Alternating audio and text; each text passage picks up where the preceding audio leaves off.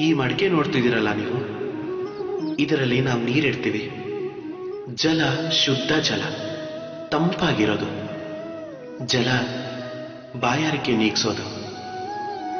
ಆದರೆ ಯೋಚನೆ ಮಾಡಿ, ಈ ಮಡಿಕೆಯ ಮಣ್ಣು ಸರಿ ಇಲ್ಲದೆ ಇದ್ರೆ, ಯಾರು ಇದನ್ನ ಸರಿಯಾಗಿ ನಾದದೇ ಇದ್ರೆ, ಆಕಾರ ಕೊಟ್ಟು ಇದನ್ನ ಅಗ್ನಿಯಲ್ಲಿ ಸರಿಯಾಗಿ ಬೇಯಿಸದೆ ಹೋದ್ರೆ ಆಗೇನಾಗತ್ತೆ?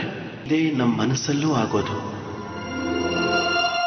ಯಾಕೆಂದ್ರೆ ಪ್ರೇಮ ಅನ್ನೋದು ಜಲವಾದ್ರೆ ಅದರ ಮಡಿಕೆ ಮನಸ್ಸು.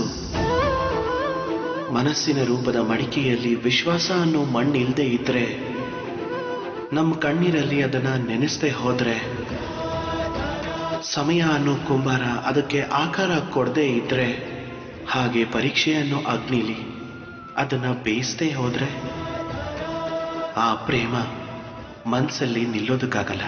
ಪ್ರೇಮನ ಪಡಿಬೇಕು ಅಂತಂದ್ರೆ ಹೃದಯನ ಸರಿ ಮಾಡ್ಕೋಬೇಕು, ಮತ್ತೆ ಮನಸ್ಸಿಟ್ಟು ಹೇಳಬೇಕು,